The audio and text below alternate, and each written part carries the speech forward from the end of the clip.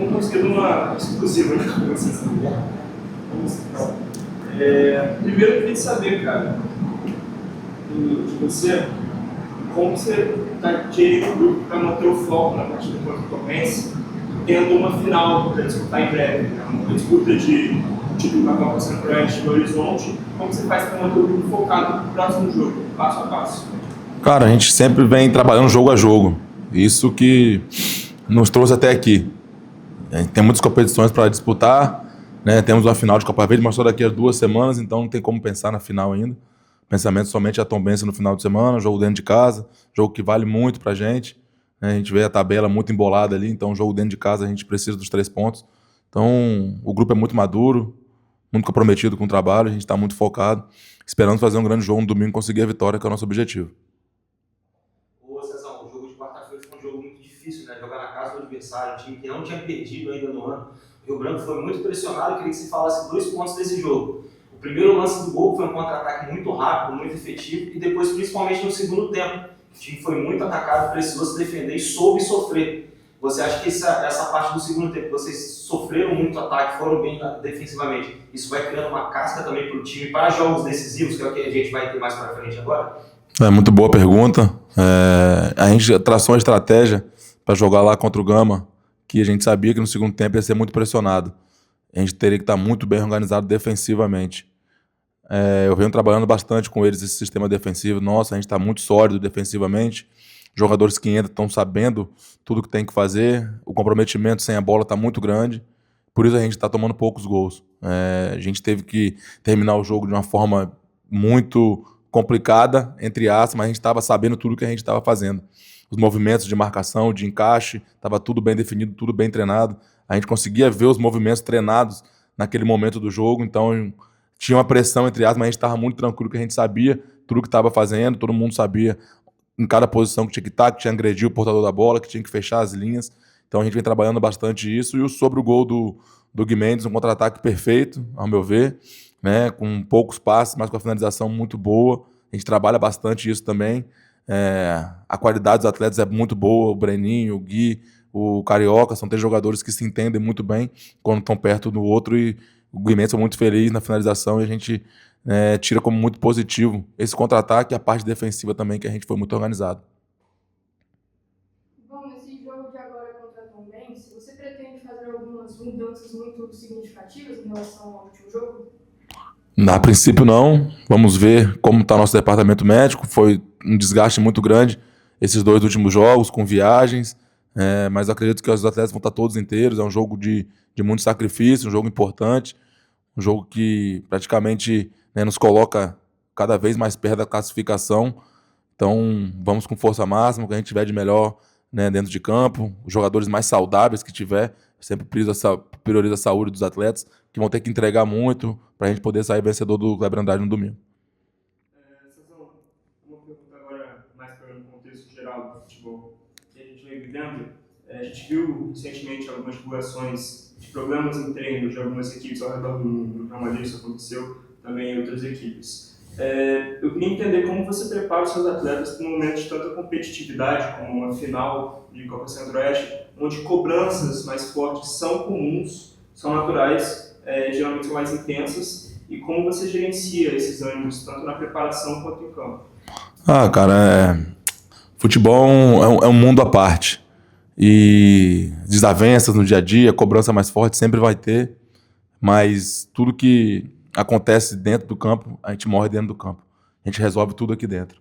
Então, a gente é bem tranquilo quanto a isso, sou muito tranquilo na gestão dos meus atletas, a gente tem uma gestão muito boa, muito tranquila, a cobrança é muito forte, mas eles sabem que a cobrança é sempre para o bem.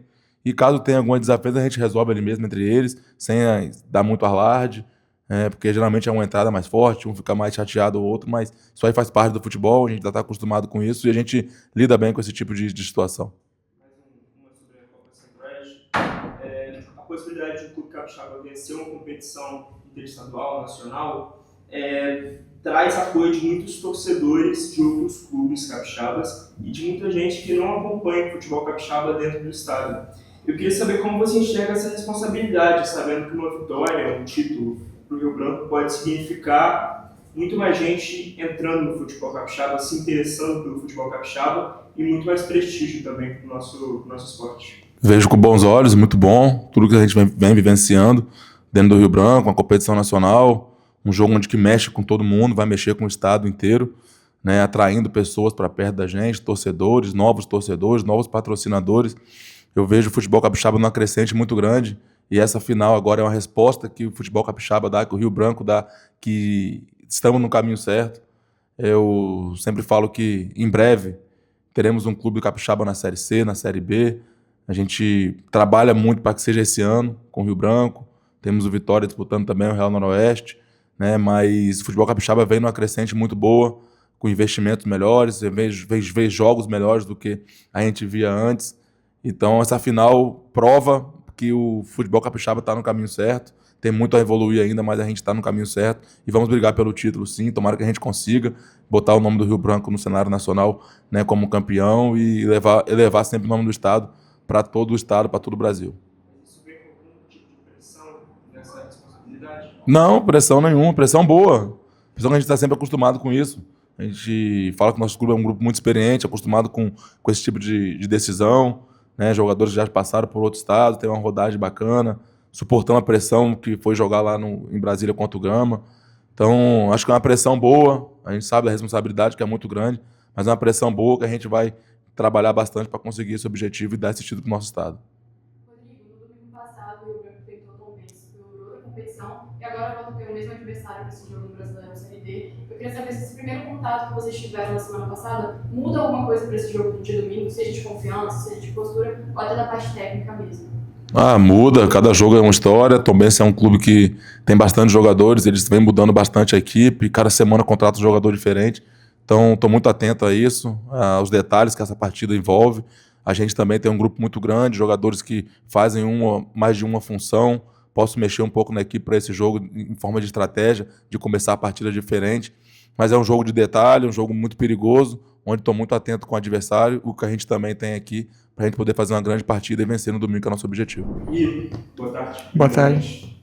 Lucas Larissa, do GE. Globo. Eu queria saber, depois do 0x0 contra o Tombense, o que vocês podem fazer diferente nessa semana, né? Para o resultado sair diferente. Vocês tentaram muito naquele jogo, chegaram com perigo, eles também chegaram. Sim. Mas queria saber quais adaptações podem ser feitas para o resultado ser diferente dessa vez. Boa tarde, é um prazer, tá? Falar com vocês aqui. Claro que a gente, nesse primeiro jogo, a gente pecou um pouco na finalização. Tombense tem um grande time, um time muito, muito bem treinado, mas a gente também é bem treinado pelo César. Eu acho que se a gente ficar na nossa proposta de jogo, de ter a bola, de criar jogadas, eu acredito que a gente possa sair com um resultado muito bom e jogar dentro de casa, né? Com o apoio da nossa torcida, e isso facilita muito. Camila Miller também no GE. Primeiro eu queria falar um pouco sobre o seu gol, né? Que você resultou além do ex contra o Gama, depois foi pro Brasiliense, enfim. Sim. Imagino que a torcida lá deve ir um pouco pra cima de você depois da substituição, teve Sim. uma certa confusão. Queria saber como foi isso tudo pra você. Olha, foi uma boa pergunta, tá? Eu vou responder para você da melhor maneira possível.